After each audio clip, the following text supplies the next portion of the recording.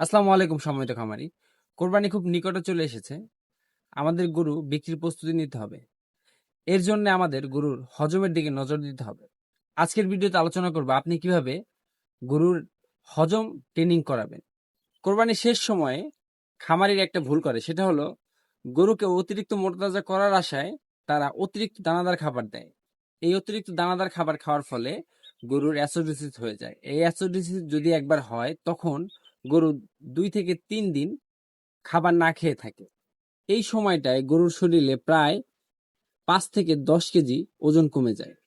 গরুর হজম যদি না হয় তাহলে গরুর পেটে গ্যাস জমতে থাকে।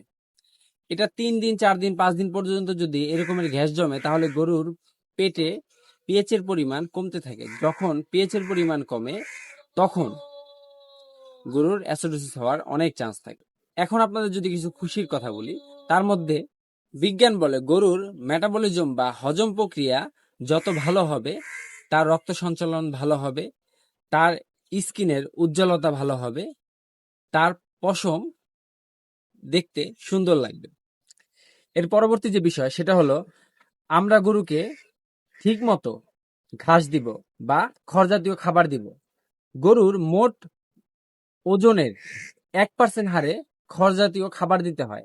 ধরুন আপনার একটা গরুর ওজন আছে 350 কেজি, তাকে আমরা 1% হারে খড় জাতীয় খাবার দিব।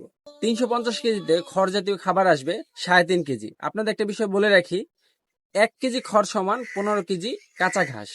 এই নিয়মে আপনি আপনার গরুকে খড় জাতীয় খাবার খাওয়াবেন। আঁশ জাতীয় খাবার গরুকে দিলে গরু ঠিক মতো জাবর কাটতে পারে।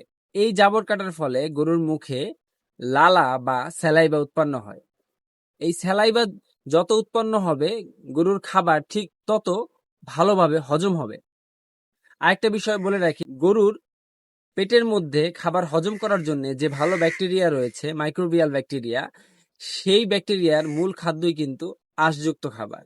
এর জন্য আপনি দানাদারের পাশাপাশি সঠিক নিয়মে আঁশ বা খড় জাতীয় খাবার অবশ্যই আপনার গরুকে দিন। এতে করে আপনার গরুর হজম ভালো হবে এবং গরুর পেটে কোনো ধরনের গ্যাস হবে না। ভিডিওটি যদি ভালো লাগে পেজটি ফলো দিয়ে রাখবেন, লাইক কমেন্ট শেয়ার করবেন। সবাই ভালো থাকবেন। আসসালামু আলাইকুম।